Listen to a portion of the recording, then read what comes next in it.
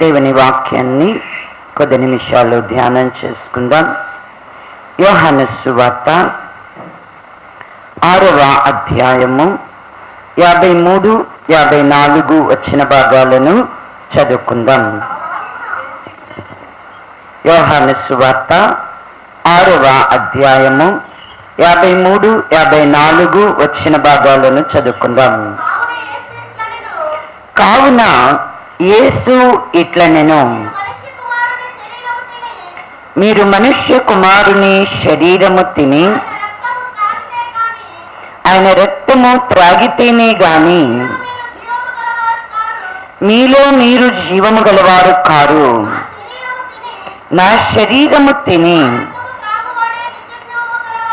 నా రక్తము త్రాగువాడే నిత్య జీవము గలవాడు. అంత్యదినమున నేను వానిని లేపుదును. చాలమ్మా, ప్రార్థన చేసుకుందాం. పరిశుద్ధ తండ్రి, దయగలిగిన దేవ, మహోన్నతుడా, సర్వశక్తిమంతుడా, సర్వాధికారి, సర్వకృపానిధి యగు ప్రభువా, నీ పరిశుద్ధ పాదపీఠం ఎదుట సాగిలపడి ఉన్నాం. నీ స్వరక్తమిచ్చి సంపాదించినటువంటి సంఘము నీ సన్నిధిలో ఉన్నది నా ప్రభువా.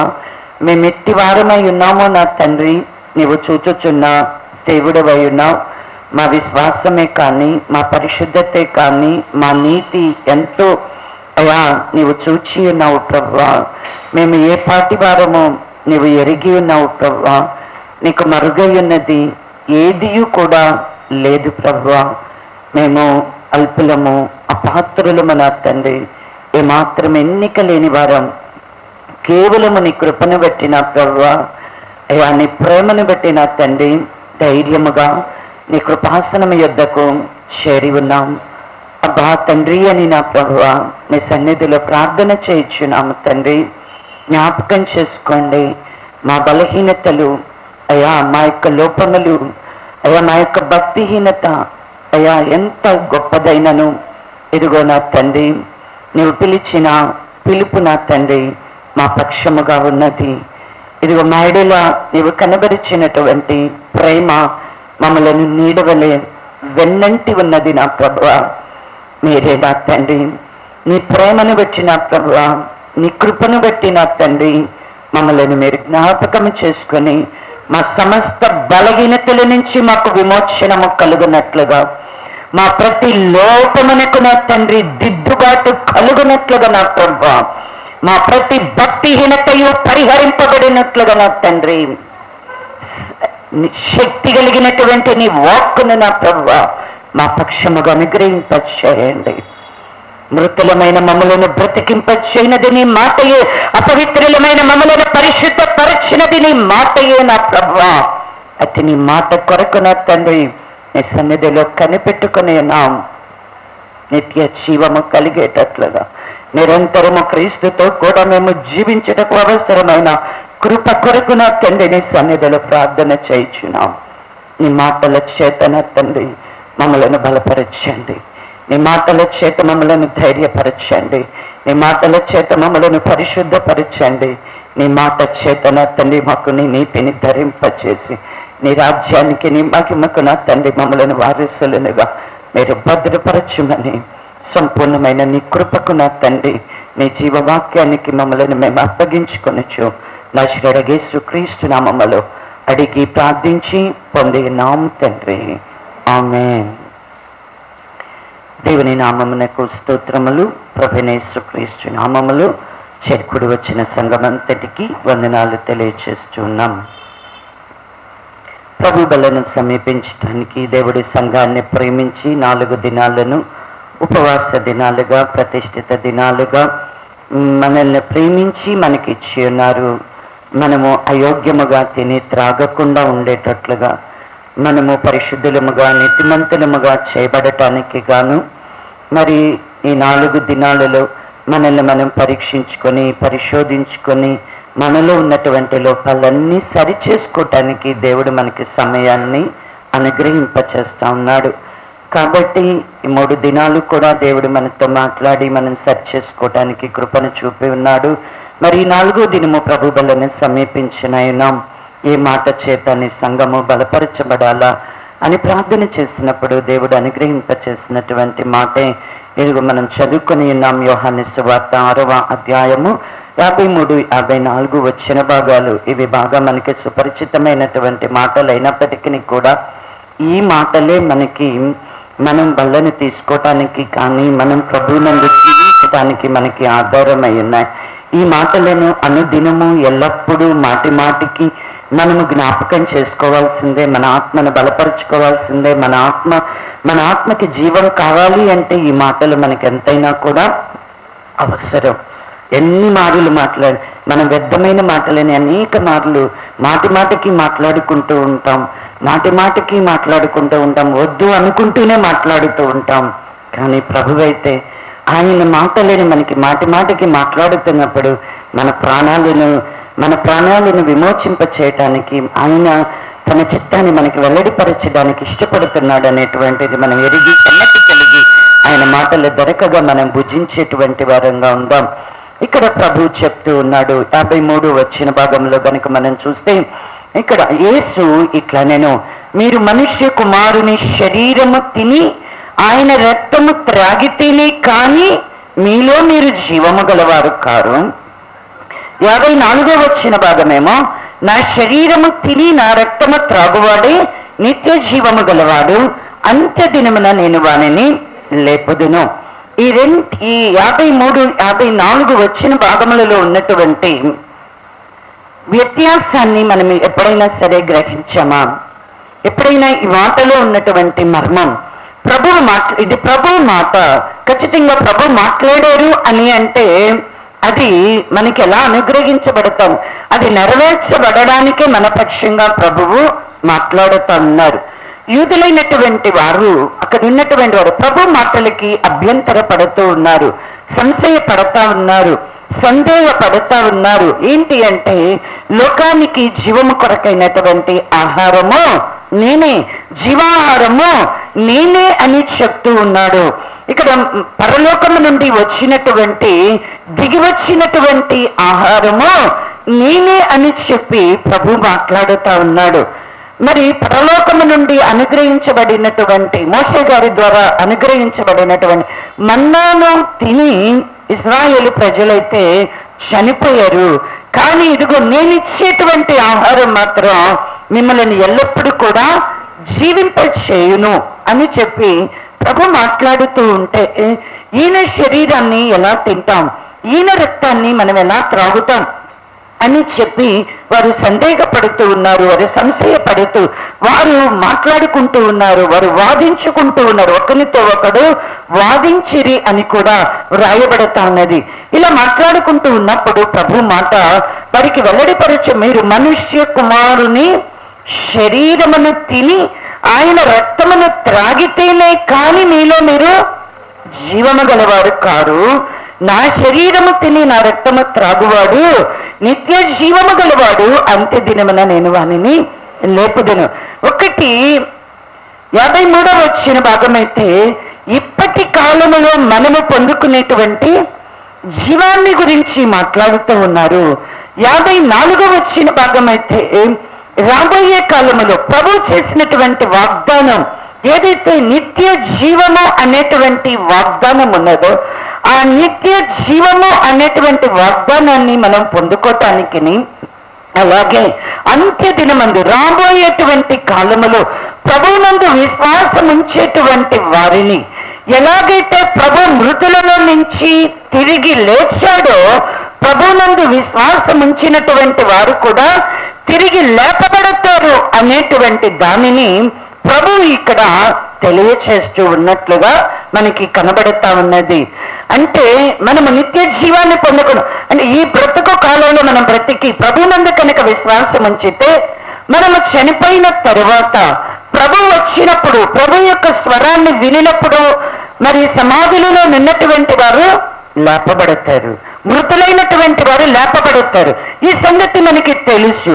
అంటే ఇప్పటి కాలంలో మనం విశ్వాసం ఉంచాం, రేపటి దినాన ప్రభు వచ్చినప్పుడు, ప్రభు వచ్చే కాలంలో ప్రభు స్వరాన్ని వినినప్పుడు మనం మృతుల్లో నుంచి లేస్తాం అని మనం అనుకుంటాం. అయితే ప్రభు యొక్క వాగ్దానం ఎప్పుడు కూడా ఎలా ఉంటది అని అంటే ప్రభు యొక్క వాగ్దానం ఎప్పుడు కూడా ఇప్పటి కాలం విషయంలోనూ రాబోయేటువంటి కాలం విషయంలో కూడా ప్రభు మాట్లాడుతూ మనల్ని బలపరిచేటువంటి దేవుడండి. ఎప్పుడు కూడా దేవుని యొక్క ఆశీర్వాదం అనేది కానివ్వండి, దేవుని యొక్క వాగ్దానాలు కానివ్వండి, దేవుని యొక్క నిబంధన కానివ్వండి, దేవుని వలన అనుగ్రహింపబడినవి అన్నీ కూడా ఇప్పటి కాలంలో మనము బ్రతికే కాలమందును రాబోయేటువంటి యుగమందును కూడా ప్రభునందు మన కొరకు ఏమి సిద్ధపరచబడ్డాయి అనేటువంటి దానిని ఖచ్చితంగా ప్రభువు మాట్లాడుతూ ఉన్నారు. ఎక్కడ కూడా కేవలము పర సంబంధమైనది మాత్రమే మాట్లాడాల. ఎందుకనగా ఈ లోకంలో మనం జీవించుచున్నాము కనుక ఈ లోకములో ఉన్నప్పుడు కూడా ప్రభు మన పక్షంగా ఎలా ఉన్నాడు, ప్రభు మనకేం అనుగ్రహించనై ఉన్నాడు అనేటువంటిది కూడా ప్రభు యొక్క మాటలోనే మనకి ప్రత్యక్ష పరచబడతా ఉన్నది. అందుకనే చూడండి, మనకి దీనికి చక్కగా ఒక రుజువుగా అపోస్తలుడైనటువంటి పౌలు గారు మాట్లాడుతూ తిమోతి గారికి రాస్తూ చెప్తూ ఉన్నాడు. తిమోతికి రాసినటువంటి పత్రిక, తిమోతికి రాసినటువంటి పత్రిక, మొదటి పత్రిక 4వ అధ్యాయము 8వ వచన భాగాన్ని చదువుకుందాం. చదవండి, తర్వాత చదవండి. దైవభక్తి ఇప్పటి జీవన విషయములోను రాబో జీవన విషయములోను వాగ్దానముతో కూడినదైనందున అది అన్ని విషయములలో ప్రయోజనకరమగును. ఇక్కడ తిమోతి గారిని బలపరుస్తూ పౌలు గారు చెప్తున్నాడు, శరీర సంబంధమైనటువంటి సాధకమైతే ఎలా ఉంటుంది, కొంచెము మట్టుకే ప్రయోజనకరంగా ఉంటుంది. కానీ దైవ భక్తి అనేటువంటిది ఇప్పటి జీవన విషయములోను రాబోయేటువంటి జీవన విషయములోను వాగ్దానముతో కూడినదైనందున అది అన్ని విషయాలలో, అసలు దైవ భక్తి అనేటువంటిది ఎలా ఉందంట, వాగ్దానంతో కూడింది. అయితే ఇది ఇప్పటి జీవన విషయంలోనూ రాబోయే జీవం విషయంలో కూడా. ఎప్పటి గురించి? ఇప్పుడు కూడా మనం దైవభక్తిని సాధకం చేస్తున్నాము అంటే, మనము దైవభక్తిని నేర్చుకుంటున్నాము అంటే, మనము భక్తి గలవారమని మనము చెప్పుకుంటున్నాము అంటే, ఖచ్చితంగా ఇప్పటి కాలంలో కూడా మనం ఎలాంటి వాళ్ళమై ఉండాలా, జీవము కలిగినటువంటి వారమై ఉండాలా. ఇప్పటి జీవం విషయంలోనూ రాబోయేటువంటి జీవములు అంటే మనకి వాగ్దానం చేయబడినటువంటి నిత్య జీవం, యుగ సమాప్తి అందు ప్రభు యొక్క రాకడలో ప్రభు మన కొరకు సిద్ధపరిచినటువంటి నిత్య జీవాన్ని పొందుకునే విషయంలోనూ ఇప్పటి కాలంలో విశ్వసించిన మనందరం కూడా ఏమై ఉన్నాము అని అంటే, జీవము అనేటువంటి దానిని మనము కలిగి ఉండాలా. ఖచ్చితంగా మనము జీవించేవారమై ఉండాలా. జీవించేవారము జీవము ఎలా జీవించగలుగుతాం?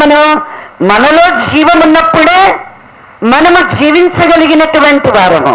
కాబట్టి ఖచ్చితంగా జీవము అనేటువంటిది మనలో ఎప్పుడు ప్రత్యక్షపరచబడుతుంది?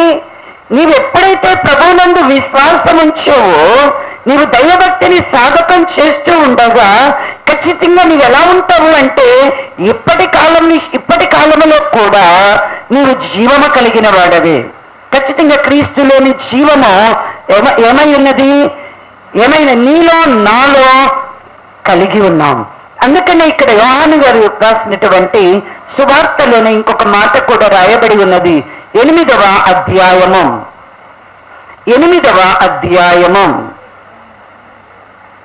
12వ వచన భాగాన్ని చదువుకుందాం. మరలా యేసు, నేను లోకమునకు వెలుగును, నన్ను వెంబడించువాడు చీకటిలో నడవక జీవపు వెలుగు కలిగి ఉండునని వారితో చెప్పను. ఇక్కడ ప్రభువు ఏమంటున్నాడు? మనం జీవాన్ని కలిగి ఉంటాము. రెండవదిగా ఈ జీవము అనేటువంటిది మనలో ఎలా ఉంటది అంటే, వెలుగుగా మనలో ప్రకాశించేటువంటిదిగా ఉంది. జీవపు వెలుగుని మనం ప్రభువును వెంబడిస్తున్నాము అని అంటే ఖచ్చితంగా మనం ఏమై ఉన్నాము? జీవము కలిగినటువంటి వారమై ఉన్నాం. ఆ జీవము అనేది మనలో వెలుగుగా, మనలో ప్రకాశించేదిగా ఉండాలి. యేసుక్రీస్తు ప్రభువారు ఎలాగునా వెలుగై ఉన్నాడు. ఆయనలో ఉన్నటువంటి జీవమంట వెలుగై ఉన్నదంట. మనకి యోహాను సువార్త 1వ అధ్యాయములో చెప్తూ ఉన్నారు కదా, 4వ వచ్చిన భాగము, ఆయనలో జీవముండెను, ఆ జీవము మనుష్యులకు వెలుగై ఉండదు. యేసుక్రీస్తు ప్రభువారిలో ఉన్న జీవము ఏమై ఉన్నదంట? మనుష్యులకు అందరికీ కూడా ఎలా ఉన్నది? వెలుగుగా ఉన్నది. కాబట్టి ఇప్పుడు ప్రభు దగ్గరికి వచ్చాం. మనం ప్రభు శరీరాన్ని తింటున్నాం, ప్రభు రక్తాన్ని మనం త్రాగుతున్నాము అంటే ఇప్పుడు ఆయన ఎలాగైతే జీవము కలిగిన వాడై ఉన్నాడో, ప్రభువును కలిగిన మనము, ప్రభువుని వెంబడించే మనము కూడా ఏమై ఉండాలా అంటే జీవము కలిగినటువంటి వారమై ఉండాల. జీవము కలిగిన వారమై ఉండాలి.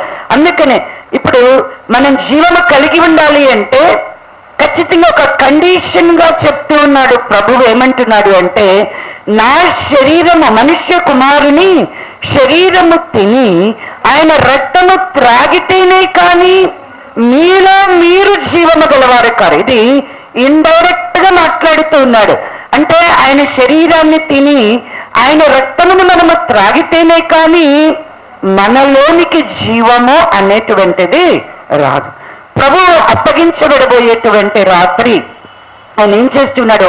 తన శిష్యులతో కూడా కలిసి ఆయన పస్కాను భుజిస్తూ ఉండగా రొట్టెలలో ఒక రొట్టెని తీసుకుని ఆయన ఏం చేస్తున్నాడు? ఎత్తి పెట్టుకొని దానిని ఆశీర్వదించి విరిచి వారికిచ్చి, ఇది మీరు పుచ్చుకొనుడి, ఇది మీ కొరకై విరవబడుచున్న నా శరీరము అని చెప్పినాడు. ప్రభు ఏదైతే చెప్పాడు అంటే ఒక రొట్టె విరిచి ఆయన ఏం చేస్తున్నాడు?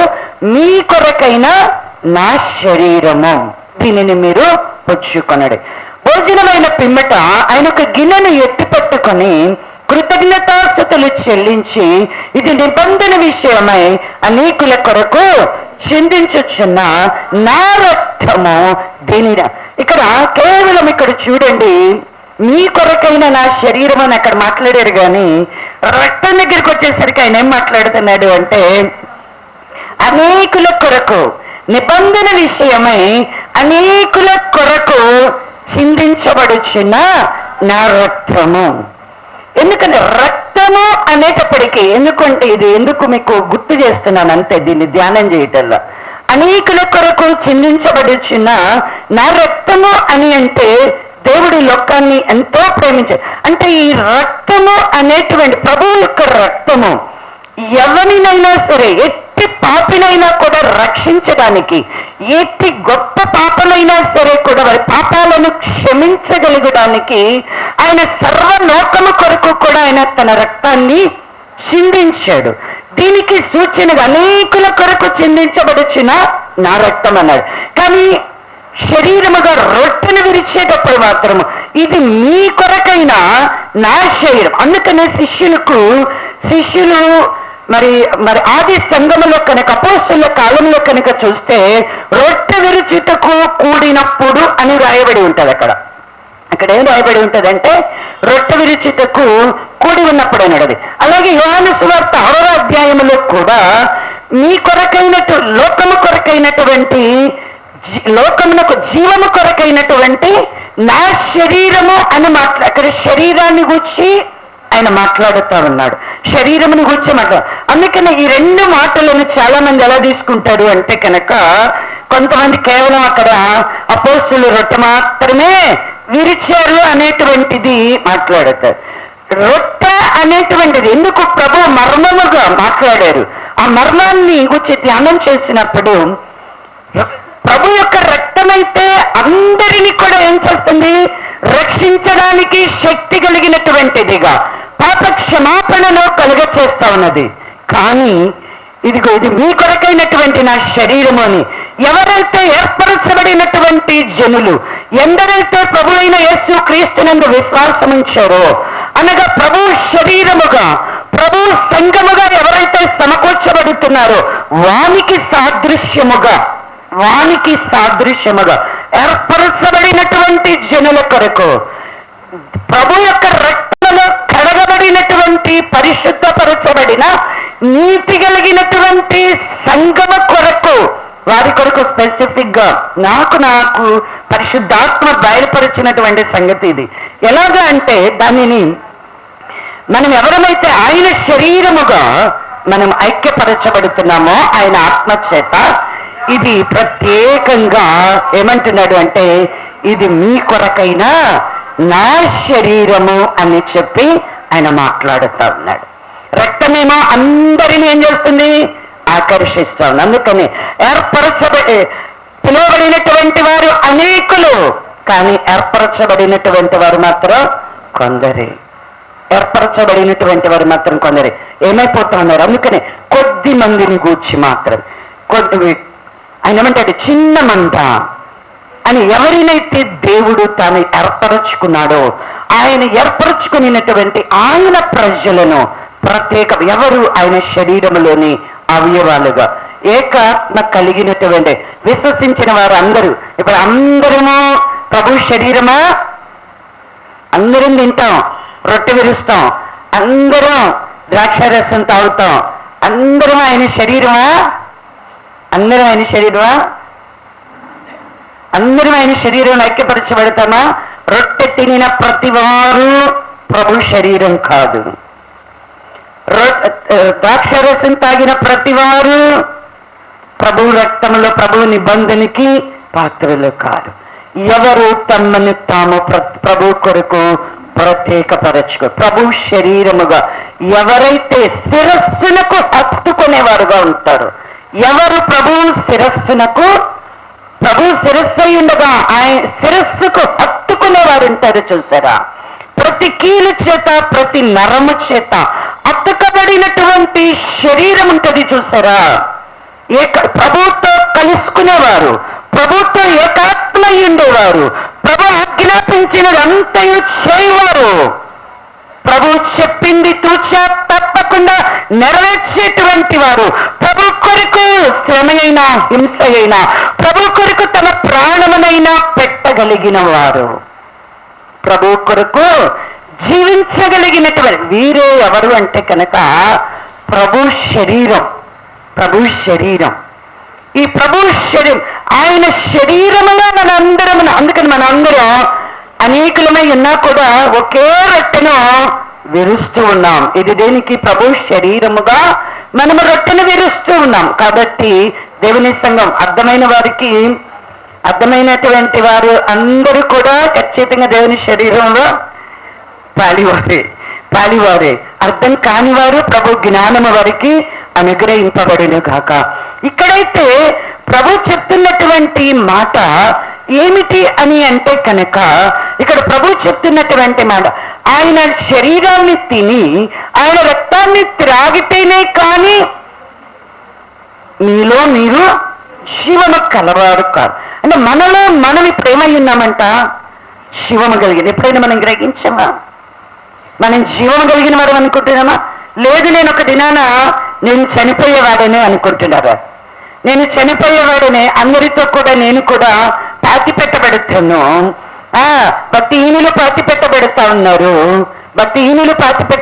ఉన్నారు, అన్యులైనటువంటి వారు పాతి పెట్టబడుతా ఉన్నారు, చనిపోతున్నాను, నేను చనిపోతున్నాను అని ఎవరైనా మీలో తిందము త్రాగుదము అని చెప్పి చనిపోతాం కనుక తిని త్రాగి సుఖించుదాం అనుకునేటువంటి వారిని ఎవరమైనా ఉన్నాము అంటే ఖచ్చితంగా మీ భక్తి అనేటువంటిది, మీ విశ్వాసం అనేది ప్రభునందు లేదు అనేటువంటిది మాత్రం, అంటే ఈ భూమి మీద బ్రతికే కాలంలో మాత్రమే ప్రభు కొరకు మీరు వచ్చినటువంటి వారు, ఈ భూ సంబంధమైనటువంటి వాటి కొరకు మాత్రమే ప్రభు దగ్గరికి మీరు వచ్చారు అనేటువంటిది దేవుని యొక్క వాక్యము హెచ్చరిస్తా ఉన్నది.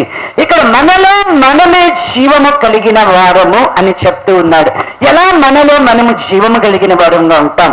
ఎలా మనలో మనం జీవము కలిగిన వారంగా ఉంటాము అంటే దేవుని యొక్క వాక్యం మనకి సాక్ష్యం ఇస్తా ఉన్నది. త్వరగా వెళ్ళిపోదాం. రోమీయులకు రాసినటువంటి పత్రిక, రోమా పత్రిక 6వ అధ్యాయము రోమాపత్రిక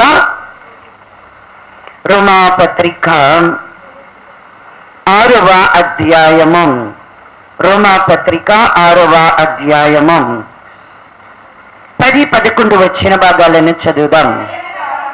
ఏలయనగా ఆయన చనిపోవుట చూడగా పాపము విషయమై ఒక్కమారే చనిపోయిన గాని ఆయన జీవించుట చూడగా దేవుని విషయమై జీవించుచున్నాడు. అటువలే మీరును పాపము విషయమై మృతులుగాను దేవుని విషయమై క్రీస్తు యేసునందు సజీవులను గాను మిమ్మను మీరే ఎంచుకొనుడి. మనం పాపము విషయంలో మృతులమయ్యాము అని అంటే మనం ఏమై ఉన్నామంటే దేవుని విషయమే మనము సజీవులమై ఉన్నాం. మనల్ని మనం ఎంచుకోవాలి. మొదటిగా ప్రభువైన యేసు క్రీస్తు నామములో మనం బాప్తిసం పొందాము అని అంటే మనం పాపం విషయంలో ఏమై ఉన్నాం? మృతి పొందిన వారు. ఎలా మనం మృతి పొందిన వారము అంటే మన పాపముల విషయమయ్యే ఆయన మృతి పొంది ఉన్నాడు. మనల్ని జీవింప చేయుట కొరకే ఆయన మృతులలో నుంచి తిరిగి లేచాడు. మన విశ్వాసం ఏంటి అంటే మనము మన పాపములను ప్రభువైన యేసు క్రీస్తు రక్తములో కడగబెడతా ఉన్నాయి. ఇక మీదట నేను ప్రభు కొరకు జీవిస్తాను అని విశ్వాసమును బట్టి మనం ఏం చేస్తూ ఉన్నాం? బాప్తిసం తీసుకుంటూ ఉన్నాం. తీసుకున్నామంటే మనం పాపంలో ఏమై ఉన్నాం? చనిపోయాం. ఇప్పుడు ప్రభువు నందు మనం ఏమై ఉన్నాం? జీవించుచున్నాము అనేటువంటిది మనం తెలుసుకోవాలా. బాప్తిసం తీసుకుంటే అందుకని ఇక్కడ 6వ అధ్యాయము 4వ వచ్చిన భాగంలో కూడా పౌలు గారు చెప్తున్నాడు. కాబట్టి తండ్రి మహిమ వలన క్రీస్తు మృతులలో నుండి ఎలాగూ లేపబడినో అలాగే మనమును నూతన జీవము పొందిన వారమై నడుచుకున్నట్లు మనము బాప్తిస్మము వలన మరణములో పాలు పొందుటకై ఆయనతో కూడా పాతి పెట్టబడితిమి. ఎలా మనం సజీవులం, ఎలా మనము దేవుని విషయమై జీవించుచున్నాం అని అంటే బాప్తిసం తీసుకున్నాము మనము అని అంటే క్రీస్తు ఎలాగున మృతులలో నుంచి లేపబడ్డాడో మనం కూడా ఏమై ఉన్నామంట? క్రీస్తుతో కూడా లేపబడినటువంటి వారముగా నూతన జీవాన్ని పొందిన వారమై. నీవు పాపముల విషయంలో చనిపోయావు, ఇప్పుడేమవుతున్నావు?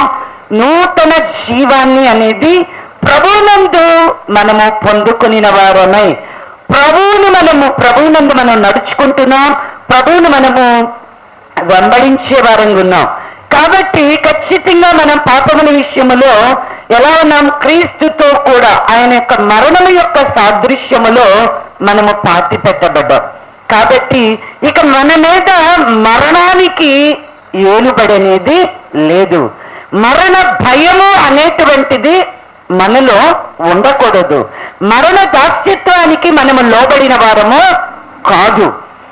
అయితే దేవుడు మనకిచ్చినటువంటి ఆయుష్ కాలం ఎన్ని సంవత్సరాలైనా 70 సంవత్సరాలని 80 సంవత్సరాలు నీ యొక్క ఆయుష్ అనేది ఆయన గ్రంథములో రాయబడినట్లుగా నీవు బ్రతికిన తర్వాత ప్రభు పిలువగా నీ ఆత్మ ప్రభు దగ్గరికి వెళ్ళిపోతుంది.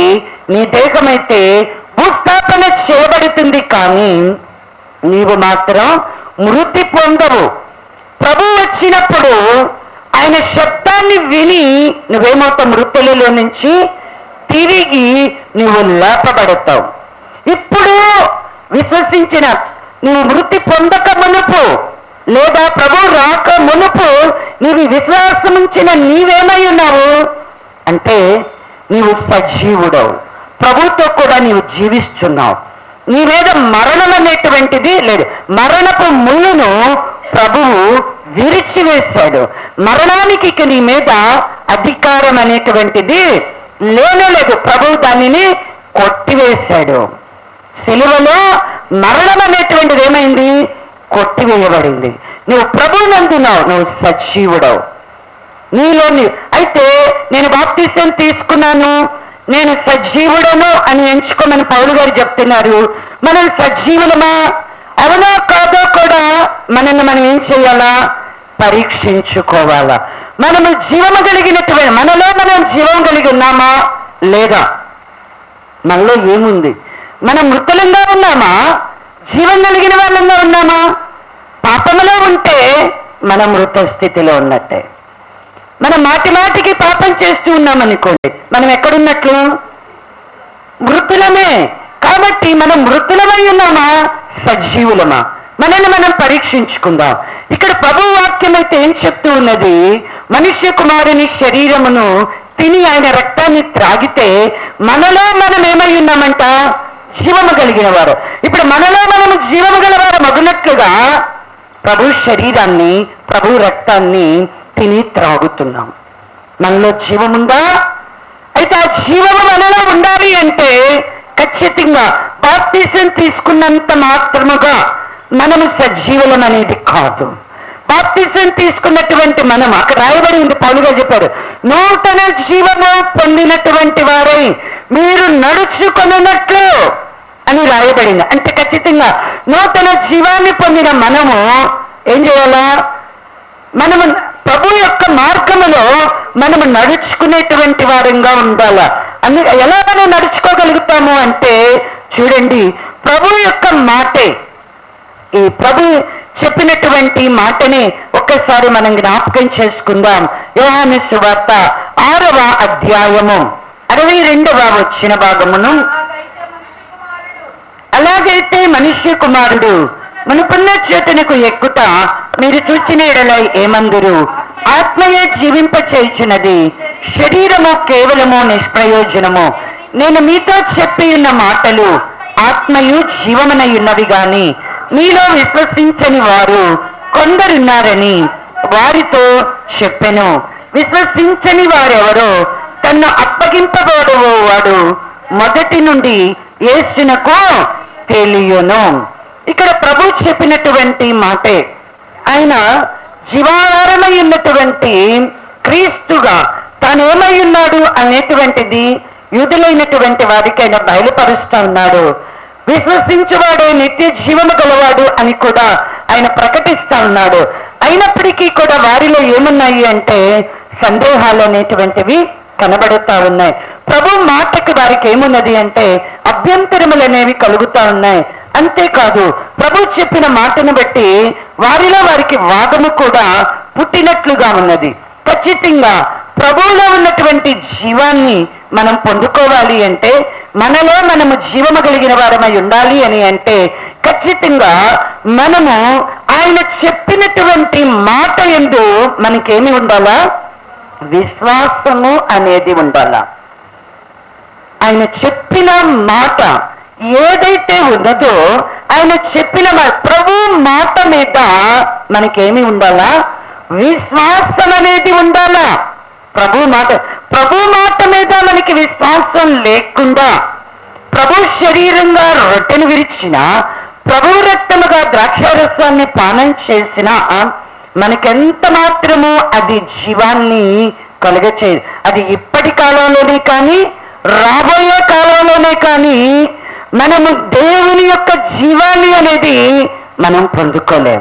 ఖచ్చితంగా మనం ఏమి కావాలా? ప్రభు మాట మీద మనకి విశ్వాసము అనేటువంటిది కావాలా. ఇక్కడ ప్రభు ఏంటంటే మనల్ని జీవింపచేసేది ఏంటి? మనల్ని జీవింపచేసేది అని అంటే, నేను మీతో చెప్పి ఉన్న మాటలు ఆత్మయు జీవమునై ఉన్నాయి. ఖచ్చితంగా మనకి విశ్వాసము అంటే ఎక్కడుండాలా? ఆయన మాట మీదే మనకి విశ్వాసము అనేది ఉండాలి. మనం నమ్ముతాం. ఎలా నమ్ముతాం?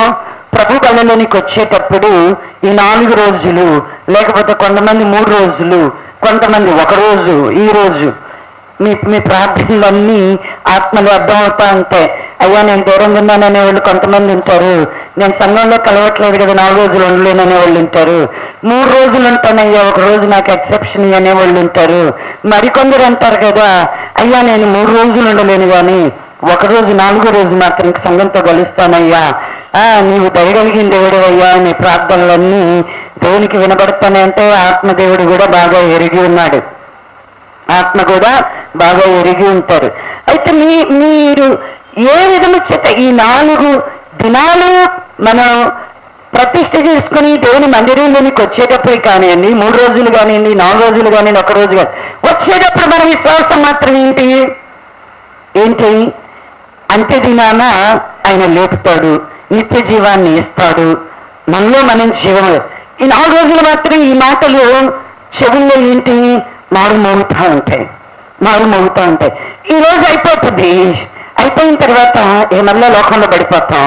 లోకంలో పడిపోయిన తర్వాత మనకి మన దేవుని మాట మీద మనకి విశ్వాసం ఉందా లేదా అనేది ఎవరికి తెలుసు? మీకు తెలుసు. మీకన్నా కూడా, మీ హృదయాల కన్నా కూడా అధికుడైనటువంటి దేవునికి మీ హృదయంలో ఉన్న విశ్వాసం తెలుసు. నాకు ఈ మాట మీద విశ్వాసం ఖచ్చితంగా నాలో జీవం ఉంది, నాకు నిత్య జీవం ఇస్తాడు దేవుడు అని మనం అనుకోవచ్చు. కానీ ఒక్క మాట కాదు, నా మాటలో ఆత్మయు జీవము గలవై ఉన్నవి అన్నాడు. కాబట్టి ఖచ్చితంగా ఆయన నోట నుండి వచ్చినటువంటి ప్రతి మాట కూడా మనకేం కావాలా? మనల్ని జీవింప చేసేది కూడా. ప్రభు బలికి వచ్చేటప్పుడు మాత్రం ఈ ఒక్క మాట కాదు నీకు కావాల్సింది. ప్రభు నోట నుండి వచ్చిన ప్రతి మాట కూడా నేనేం చేస్తుంది అంటే జీవింప చేసేట్టు ఉంటుంది. ఇది నా మాట కాదు. చూడండి, యోహాను సువార్తలోని యేసుక్రీస్తు ప్రభువారు తండ్రి అయినటువంటి దేవునికి ప్రార్థన చేస్తూ ఆయన చెప్తూ ఉన్నాడు. 17వ అధ్యాయము 6వ వచన భాగాన్ని చదువుకుందాం. లోకము నుండి నీవు నాకు అనుగ్రహించిన మనుష్యులకు నీ నామమును ప్రత్యక్షపరిచితిని, వారు నీ వారయ్యుండిరి, నీవు వారిని నాకు అనుగ్రహించితివి, వారు నీ వాక్యము గైకొని ఉన్నారు. నీవు నాకు అనుగ్రహించిన మాటలు నేను వారికి ఇచ్చి ఉన్నాను, వారు ఆ మాటలను అంగీకరించి నేను నీ యొద్ద నుండి బయలుదేరి వచ్చి తినని నిజముగా ఎరిగి నీవు నన్ను పంపితివని నమ్మిరి గనుక నీవు నాకు అనుగ్రహించినవన్నీ నీ వలననే కలిగినవని వారిప్పుడు ఎరిగి ఉన్నారు. ఏం చేస్తున్నాడంట? ప్రభువు తండ్రికి ప్రార్థన చేస్తున్నాడు. లోకము నుండి నీవు నాకు అనుగ్రహించిన మనుషులకు నీ నామాన్ని నేను ప్రత్యక్షపరిచితిని, వారు నీ వారయ్యుండిరి, వారు నీ వాక్యమును గైకొని ఉన్నారంటే నీవు నాకు ఇచ్చినటువంటి మాటలు నేను వారికి ఇచ్చి ఉన్నాను, వారు ఆ మాటలని అంటే ప్రభువు మాట నుండి వచ్చినటువంటి ప్రతి మాట కూడా, ప్రభు నందు విశ్వాసం ఉంచాము అంటే ఆయన నోట నుండి వచ్చినటువంటి ప్రతి మాటను కూడా మనము అంగీకరించామని, అది తండ్రి అయిన దేవుని వలన అనుగ్రహించబడిన మాటలని మనము ప్రభు అయిన యేసుక్రీస్తుని ఎరిగి ఆయన యందు మనము విశ్వాసం ఉంచి ఉన్నామని ప్రభువు తండ్రికి ప్రార్థన చేస్తున్నాడు. ఇప్పుడు ఇవన్నీ మనలో ఉన్నాయా? మనం దేవుని వాక్యాన్ని ఏం చేస్తున్నాము అంటే మొక్కలుగా ఎక్కడికక్కడ ప్రభు బలికి వచ్చేటప్పుడు ప్రభు బలం గురించి చెప్పుకుంటే ఈ ఒక్క మాట ఇక్కడికే అనుకుంటున్నాం. ఒక పెళ్లిలోకి వెళ్ళి ఒక వాక్యం చెప్పామనుకోండి, ఆ పెళ్లిలో మాత్రం ఆ ఒక్క వాక్యమే అనుకుంటున్నాం. లేదు, ఒక చనిపోయిన రోజు దగ్గరికి వెళితే చనిపోయిన వ్యక్తి దగ్గరికి వెళితే మృతుల గురించి చెప్తే ఆ దినానికి ఆ వాక్యంగా తీసుకుంటున్నాం. సందర్భ సహితంగా వాక్యం చెప్పబడినప్పటికీ ప్రభు చెప్పినటువంటి మాట అనేటువంటిది ఇక్కడ అన్ని కలిపి తండ్రి అయినటువంటి దేవునికి యేసుక్రీస్తు ప్రభు వారు ప్రార్థన చేస్తున్నారు. ఎవరు ప్రభు మాట నుండి వచ్చినటువంటి మాటలను అంగీకరించారు, ఎవరు ప్రభు మాట నుండి వచ్చినటువంటి మాటలను అంగీకరించి గైకొన్నారో వారిని గూర్చి మాత్రమే ఇక్కడ ప్రత్యేకంగా తండ్రికి ప్రార్థన చేస్తూ ఉన్నాడు. కాబట్టి నీవు నేను ప్రభు బల్లలోనికి వచ్చేటప్పుడు ప్రభు బల్లని గురించి మనం ధ్యానం చేస్తూ ఉండగా ఈ ఒక్క మాటను గురించే కాదు, ప్రభువు నోట నుండి వచ్చిన ప్రతి మాట కూడా మనం ఏం చేయాలా? విశ్వాసం ఉంచి మనము గైకొనేటువంటి వారముగా ఉండాలా. అప్పుడు ప్రభు మన కొరకు ఇచ్చినటువంటి జీవం ఏదైతే ఉన్నదో మనలో ఎలా ఉంటది అంటే మనల్ని జీవింప చేసేటువంటిదిగా ఉంటుంది. కాబట్టి మనలో మనము జీవము కలిగినటువంటి వారిగా ఉండాలి అంటే ఏంటి మనల్ని జీవింప చేసేది? నా మాటలు ఆత్మయు జీవము అంటే ఇప్పుడు ఆయన మాటలను మనం ఏం చేయాలా? ఆయన మాటలు మనకు దొరకగా మనం ఏం చేయాలా? భుజించాలా. అందుకని నా శరీరము నిజమైన ఆహారము, నా రక్తము నిజమైన పానమైనది అని చెప్తున్నాడు. కాబట్టి అవి దొరికినప్పుడు మనం ఏం చేయాలా? భుజించాలా. ఇర్మియా గారు చెప్తాడు, నీ మాటలు నాకు దొరకగా నేను వాటిని భుజించి తిని అని చెప్తున్నాడు. ఇక్కడ ఇదే యోహాను సువార్తలో చూడండి 20వ అధ్యాయము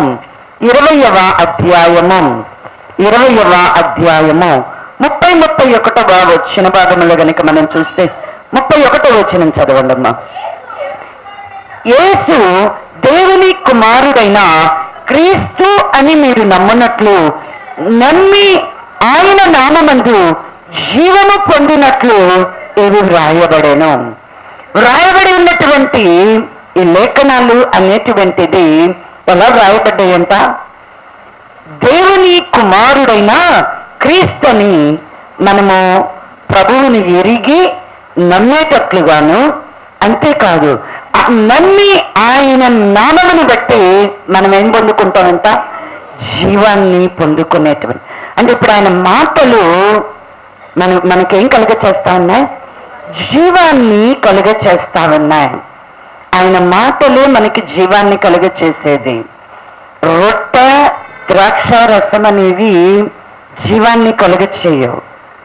ఏంటి మనకి జీవము అని అంటే ఆయన శరీరము, ఆయన రక్తము అని అంటే ఆయన యొక్క నోటి మాటయే.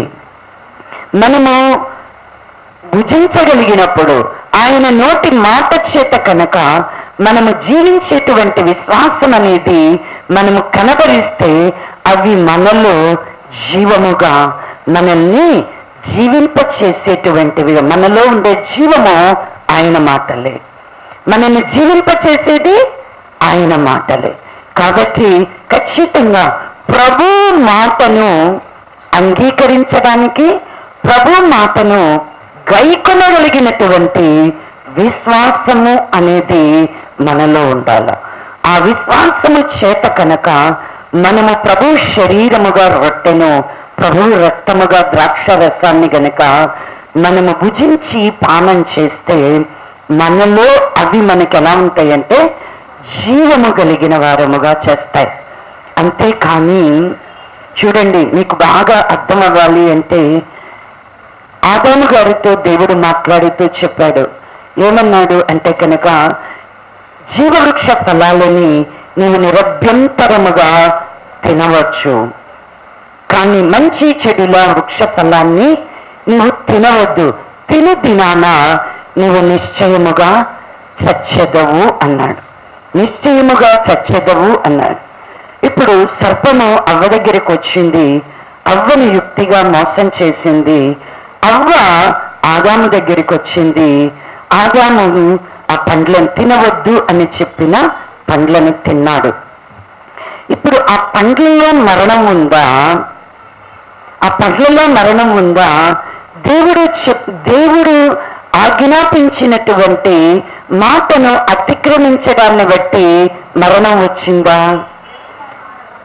ఆ పండు మంచి చెడుల వృక్ష ఫలాన్ని ఇచ్చేది అదేదో చేదుగా ఉండదండి. అదేదో చేదైంది, విషంతో కూడినటువంటిదయ్యి అది తింటే చనిపోతారని ప్రభు చెప్పలేదు.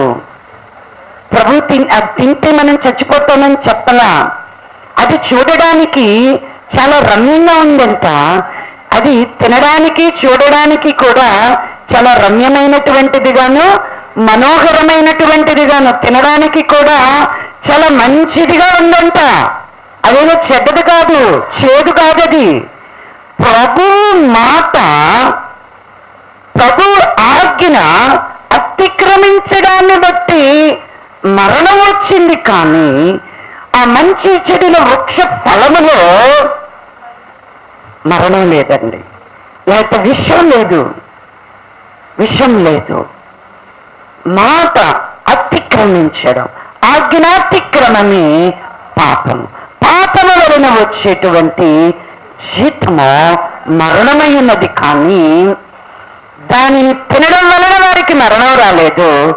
ఇప్పుడు మనం ప్రభు శరీరంలో రొట్టెను విరవడం వలన, ప్రభువు రక్తముగా ద్రాక్షరసాన్ని పానం చేయటం వలన మనకి జీవం రాదు. ప్రభు ఇచ్చినటువంటి ఆజ్ఞను, ప్రభు వలన అనుగ్రహించబడిన ఆజ్ఞను, ప్రభు కార్యాన్ని మనం నెరవేర్చడంలో మనకేం కావాలా? ప్రభు మాట మీద మనకి విశ్వాసం అనేటువంటిది కావాలా? విశ్వాసం లేకుండా మనం ఏ పని చేసినా కూడా అది పాపమే అవుతుంది. ఎందుకంటే పౌలు గారు చెప్తున్నాడు కొరింథీ సంఘముతో, విశ్వాస మూలము కానిది ఏదో అది పాపము అని చెప్తున్నాడు. కాబట్టి విశ్వాసము లేకుండా నాకెందుకు లేదండి విశ్వాసం? ప్రభు నా కొరకు చనిపోయి తిరిగి లేచాడు, సిలువ ధ్యానాలు చేస్తా ఉన్నారు. సిలువను గుర్చినటువంటి సువార్త నేను విన్నాను, నేను రక్షింపబడ్డాను, నా పాపాలకి క్షమాపణ కలు. నిజమే, నువ్వు నన్నావు. ప్రభు నిత్య జీవాన్ని దయచేస్తాడని నువ్వు నన్నావు. అయితే ప్రభు ఇచ్చిన మాట ఏం చేస్తున్నావు? ప్రభు నేనేమడుగుతాడు? నీకు ఇచ్చినటువంటి ఆజ్ఞని నీవు గైకొంటున్నావా? ప్రభుకి ఇదే కావాలా? నువ్వు యెరూషలేములో బాప్తీసం తీసుకున్నావా, లేకపోతే తెనాలిలో బాప్తీసం తీసుకున్నావా? ఎక్కడ తీసుకున్నావా బాప్తీసం అనేది కాదు. నువ్వు ప్రభు మాటని నువ్వు గైకొంటున్నావా లేదా? ప్రభు మాట, ప్రభు ఆజ్ఞ నువ్వు అతిక్రమించి మనం ఏం చేసినా కూడా మనకది జీవము కానేరదు. కాబట్టి ఖచ్చితంగా ప్రభు మాట, ప్రభు ఆజ్ఞ మనం అనుసరించి, ఆ మాటలు, నా మాటలు ఆత్మయు జీవమునై ఉన్నవి అని చెప్తూ ఉన్నాడు. నా మాటలు ఆత్మయు ఎవరు ఆయన యందు విశ్వాసం ఉంచుతారు, ఎవరు ఆయన మాటను గైకుంటారు, వారిలో ఏమి ఉంటది అంటే, ఇప్పటి కాలంలో కూడా మనం చనిపోతామని మనకు తెలిసినా కూడా మనం ఎన్నటికీ కూడా సజీవులమే. ఇప్పుడు చనిపోతామని తెలిసినా విశ్వసించట ద్వారా మరణం మనల్ని ఏమీ కూడా చేయలేదు. మనం సజీవులమే. ప్రభుతో కూడా మనం సదాకాలము జీవించేటువంటి సజీవులమే. ఈ విశ్వాసం అనేటువంటిది మనలో ఉండాలా. అదే యోహాను సువార్త 11వ అధ్యాయము, యోహాను సువార్త 11వ అధ్యాయము 25-26 వచ్చిన భాగాలను చదువుకుందాం. అందుకు యేసు, పునరుత్థానమును జీవమును నేనే, నా యందు విశ్వాసం ఉంచువాడు చనిపోయిన నా యందు ఉంచు ప్రతివాడును ఎన్నటికి చనిపోడు. ఈ మాట నమ్ముచున్నావా అని ఆమెను అడిగను. ఏమంటున్నాడు? యేసు, పునరుత్థానమును జీవమును నేనే, నా యందు విశ్వాసం ఉంచువాడు చనిపోయినను బ్రతుకును, బ్రతికి నా యందు విశ్వాసం ఉంచువాడు ఎన్నటికి చని. ఈ విశ్వాసం మనకున్నదా? మనము విశ్వాసం ఉన్నదా అంటే విశ్వాసం ఉందా? దేవుని ఆజ్ఞల దగ్గరకు వస్తే, దేవుని వాక్యం దగ్గరకు వస్తే మన విశ్వాసం ఏమైపోతుంది? రెక్కలు కట్టుకొని ఎగిరిపోతుంది. ఈ మాత్రం విశ్వాసము అనేటువంటిది మనలో కనబడకుండా పోతా ఉన్నది. ప్రభు చనిపోయి తిరిగి లేచాడని విశ్వసిస్తే సరిపోదు. నీ విశ్వాసం ఏం కావాలి అంటే, ప్రభువును వెంబడించే విశ్వాసం కావాలా? ప్రభుతో జీవించే విశ్వాసం కావాలా నీకు? ప్రభువును వెంబడించే విశ్వాసం, ప్రభుతో జీవించే విశ్వాసం అనేటువంటిది నీకు కావాలా? మనలో చాలా మంది ఇప్పటి కాలంలో, నాకు ఒక్కొక్కసారి క్రూసైడ్స్ ఇవన్నీ జరుగుతూ ఉన్నప్పుడు, మీటింగ్స్ జరుగుతూ ఉన్నప్పుడు కాలింగ్ ఇస్తూ ఉంటారు.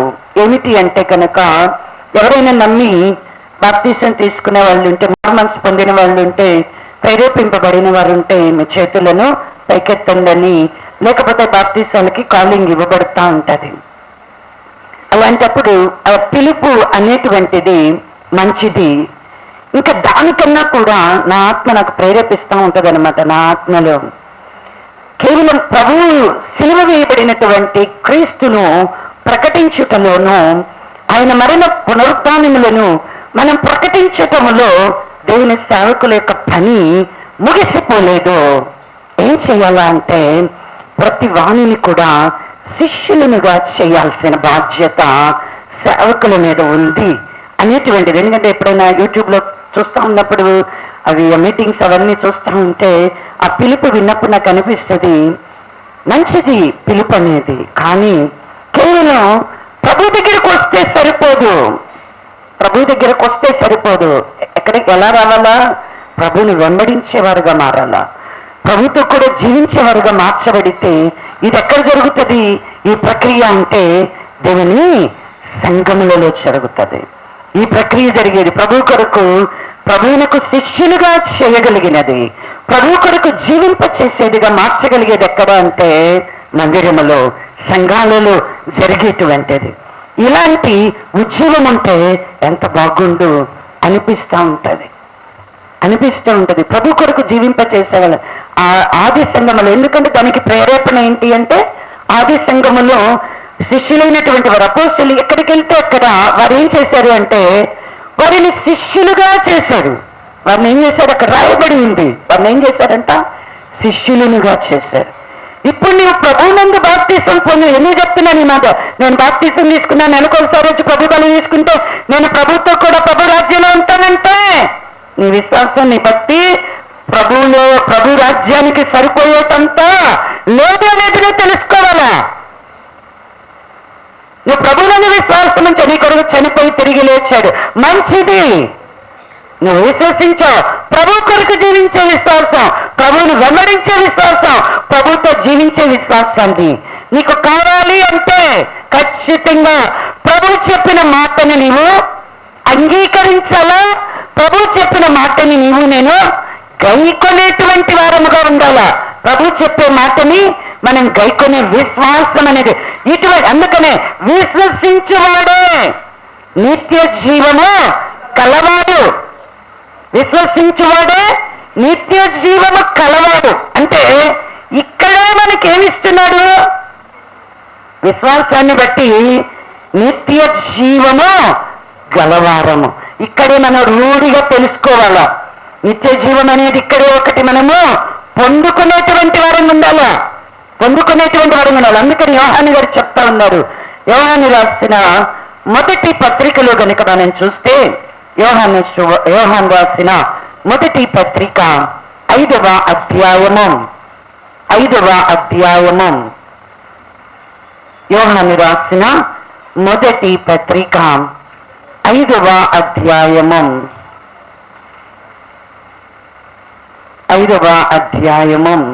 13వ వచన భాగము. దేవుని కుమారుని నామమందు విశ్వాసముంచు మీరు నిత్య జీవము గలవారని తెలుసుకున్నట్లు నేను ఈ సంగతులను మీకు రాయిచున్నాను.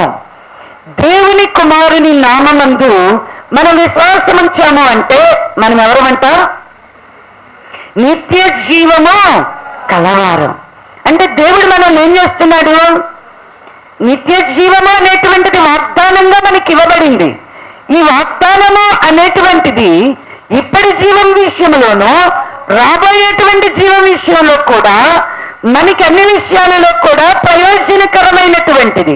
అయితే ఇప్పుడు కూడా మనం ఏమై ఉన్నాము?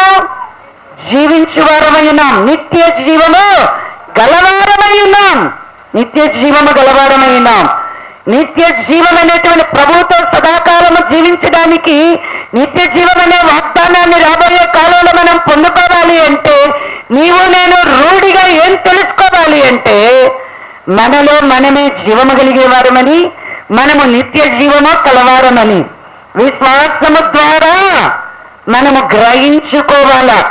చాలా మందిలో ఉండేటువంటి నిరుత్సాహము, నిరాశ, మీకు కలిగేటువంటి కష్టాలలో, బాధలలో ఏమనుకుంటారు అంటే కనుక ఏముందలే ఈ బ్రతుకు నా బ్రతుకు విషయమై నీ బ్రతుకు విషయమై నీకు కలిగేటువంటి బాధ ఏముందలే, ఎంత కొంతకాలం బతికాం, చస్తే చచ్చిపోయాం.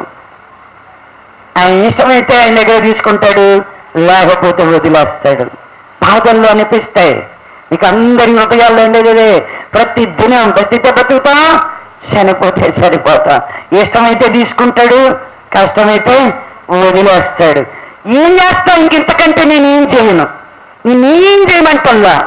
ఏం చేయమంటున్నాడు? ఒకే ఒక్కడు చెప్తున్నాడు. ఏం చేయమన్నాడు? ఏమైనా చేయమన్నాడు? మిమ్మల్ని ఏం చేయమన్నాడు? ఆయన ఏం చేయమన్నాడు? ఆయన ఆజ్ఞలని గైకొనమంటున్నాడు. మన ఆస్తుల్ని, మన మనులని, మన మాణిక్యాలని, మన యొక్క వెండి బంగారాలని, వీటిని కూడా ఆయన అడగడం లేదు. ఏమడుగుతున్నాడు? నా ఆజ్ఞలను గైకోను చాలు. ఇప్పుడు ఈ ఆజ్ఞలను మనం గైకుంటే ఏమవుతాం? నిత్య జీవము కలిగిన వారు మనం తెలుసుకోవాలా. ఇప్పుడు ఆయన మాటలు మనల్ని జీవింపచేస్తాయి. రెండవదిగా కనుక మనల్ని ఇంకా జీవింపచేసేది ఏమిటి అని అంటే కనుక ఆయన ఆత్మ. రోమాపత్రిక 8వ అధ్యాయము, రోమాపత్రిక 8వ అధ్యాయము 10-11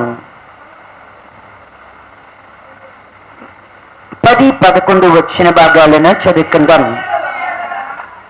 క్రీస్తు మీలో ఉన్న యెడల మీ శరీరము పాప విషయమై మృతమైనది గాని మీ ఆత్మ నీతి విషయమై జీవము కలిగి ఉన్నది. మృతులలో నుండి యేసును లేపిన వాని ఆత్మ మీలో నివసించిన యెడల మృతులలో నుండి క్రీస్తు యేసును లేపినవాడు చావునకు లోనైన మీ శరీరములను కూడా మీలో నివసించుచున్న తన ఆత్మ ద్వారా జీవింపచేయును. ఒకటి, ఆయన మాట అనేటువంటిది మనల్ని ఏం చేస్తా ఉన్నదంట? జీవింపచేస్తా ఉన్నదంట. రెండవదిగా ఆయన ఆత్మ ఏం చేస్తుందంట? మృతులమైనటువంటి మనల్ని జీవింపచేసేటువంటిదిగా ఉన్నదంట. ఎలాగా కూడా చక్కగా పౌలు గారు దేవుని సంఘానికి వివరిస్తున్నాడు. మృతులలో నుండి యేసుని లేపిన వాని ఆత్మ మీలో నివసించిన యెడల, యేసుని లేపిన వాని యొక్క ఆత్మ ఇప్పుడు మనలో కూడా ఏమైందంట? నివసిస్తున్న యెడల. అంటే ఇప్పుడు పరిశుద్ధాత్మను మనము పొందుకొని ఉన్నాము అంటే, సత్యస్వరూపకు ఆత్మ మన మీదికి వచ్చింది అంటే ఇప్పుడు మనలో ఎవరున్నారు? యేసుక్రీస్తు ప్రభువారు మనలో ఆత్మస్వరూపిగా మనలో నివసిస్తూ ఉన్నారు. ఇప్పుడు ఈ ఆత్మ ఏం చేస్తుంది అంటే, ఇప్పుడు ఈ ఆత్మ మనల్ని ఏం చేస్తుంది?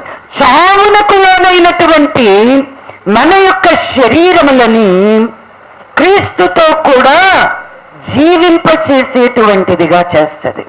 క్రీస్తుతో కూడా మనలని, ఎందుకో ఇది క్రీస్తు యేసు ఆత్మ కదా, ఈ ఆత్మ మనలోనికి వచ్చింది. ఈ ఆత్మ ఇప్పుడు చావునకు లోనైనా మన శరీరాన్ని కూడా తన ఆత్మ ద్వారా ఆయన ఏం చేస్తున్నాడు అంటే జీవింపచేసేటువంటి వాడుగా ఉన్నాడు. కాబట్టి అందుకని ఒకే ఒక్క మాటలో చెప్పాడు, నా మాటలు ఆత్మయు జీవమునై ఉన్నవి అన్నాడు. అంటే ఆయన మాట ఏమై ఉన్నదంట? ఆత్మ జీవము. ఇప్పుడు ఆయన మాటను కైక్కుంటే ఖచ్చితంగా మనలో ఏముంటది? ఆత్మ ఉంటది, ఆయనలో ఉన్నటువంటి జీవము కూడా ఉంటుంది. అందుకని విశ్వాసమని పరిశుద్ధాత్మ అనేటువంటిది మనం ఎప్పుడు పొందుకుంటాము అనేది కూడా చూడండి. ఎఫెసీయులకు రాసినటువంటి పత్రిక 1వ అధ్యాయము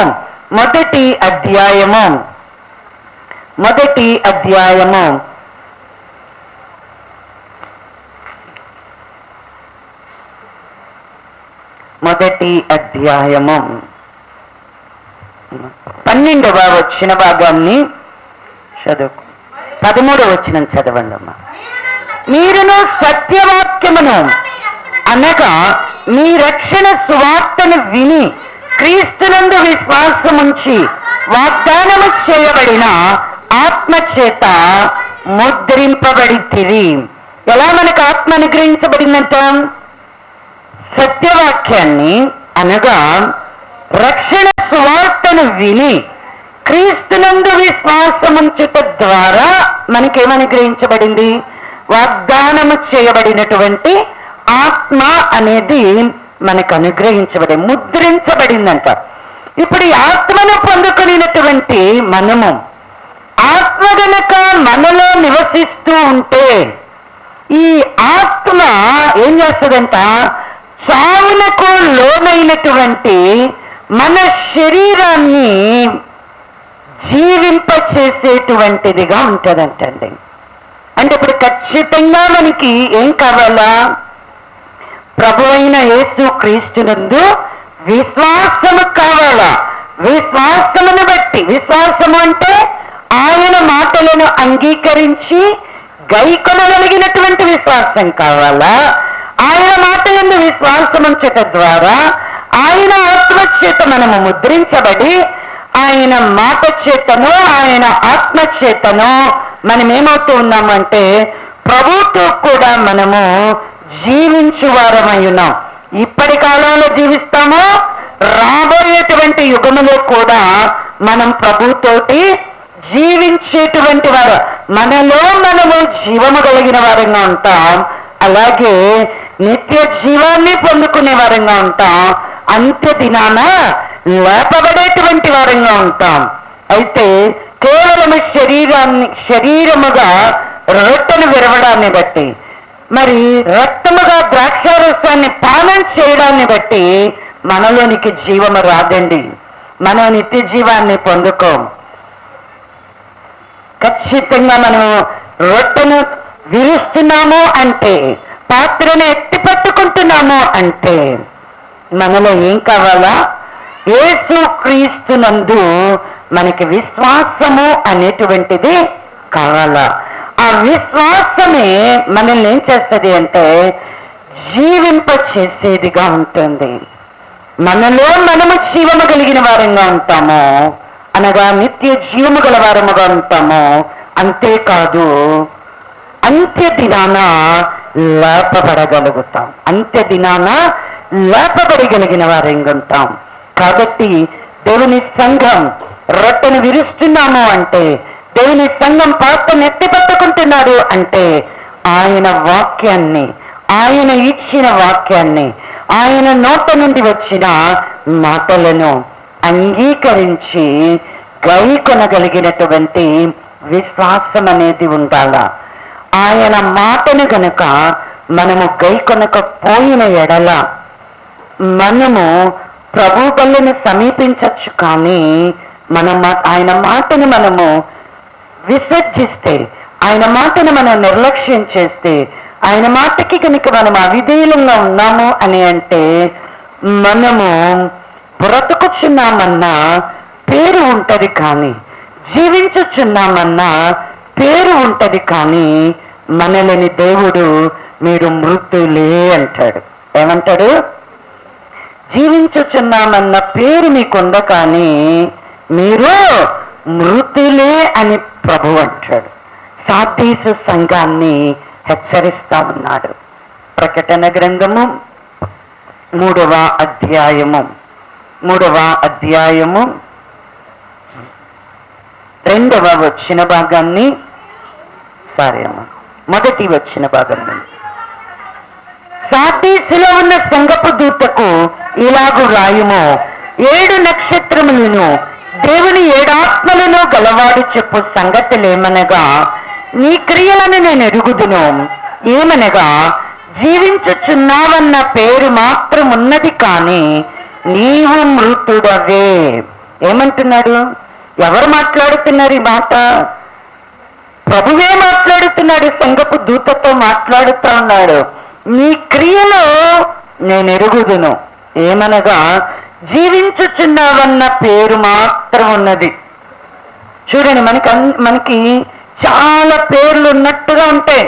విశ్వాసులం అన్నట్టుగా, పరిశుద్ధులం అన్నట్టుగా, బుద్ధిమంతులం అన్నట్టుగా, నీతిమంతులం అన్నట్టుగా, ఇట్లా అన్నట్టుగా ఉంటాం కానీ మనలో అవి మాత్రం ఉండవు. ఇది కూడా జీవించుచున్నావన్న పేరు ఉంటుంది, కానీ నీలో ఏముండదు, జీవం మాత్రం ఉండదు. విశ్వాసులు అనుకుంటాం, విశ్వాసం ఉండదు. పరిశుద్ధులు అనుకుంటాం, పరిశుద్ధత. నీతివంతులు అనుకుంటాం, నీతి ఉండదు. బుద్ధిమంతులు అనుకుంటాం, బుద్ధి ఉండదు. జ్ఞానవంతులు అనుకుంటాం, జ్ఞానం ఉండదు. యథార్థవంతులు అనుకుంటాం, యథార్థం ఏమీ ఉండవు. కానీ పేరు మాత్రం పెట్టుకుంటాం. నీతి బీరకాయలో నెయ్యున్నంత యథార్థత అన్నమాట సంఘంలో మన భక్తి. నేతి బీరకాయకి వస్తే నెయ్యి వచ్చిద్దా? పేరు మాత్రం ఏంటి? నేతి బీరకాయ. అందులో ఏదైనా వేరే పేరు ఏమన్నా ఉందా? ఏమీ లేదు, నేతి బీరకాయే. నేతి బీరకాయలో ఏమొస్తుంది? నెయ్యి రాదు, నెయ్యి మాత్రం రాదు కదండి. అట్లానే మనం కూడా జీవించడానికే పిలువబడ్డాం. నిత్య జీవం కావాలనే విశ్వాసం ఉంచాం, కానీ జీవించుచున్నామన్న పేరైతే ఉంది, కానీ ఏం లేదు, జీవం మాత్రం మనలో లేదు. దయచేసి దేవుని సంఘం, మనం ఎలా ఉన్నాం? మృతులంగా ఉన్నామా, జీవించు వారంగా?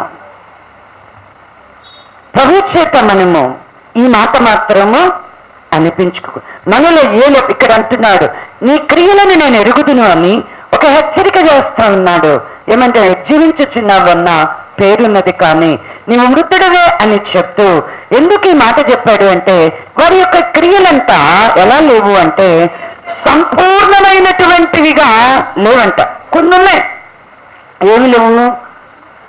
ప్రకటన 3వ అధ్యాయములో గనక మనం చూస్తే 2వ వచనములో, నీ క్రియలు నా దేవుని ఎదుట, నా దేవుని, ప్రభువు చెబుతున్నాడు, ఎవరి ఎదుట?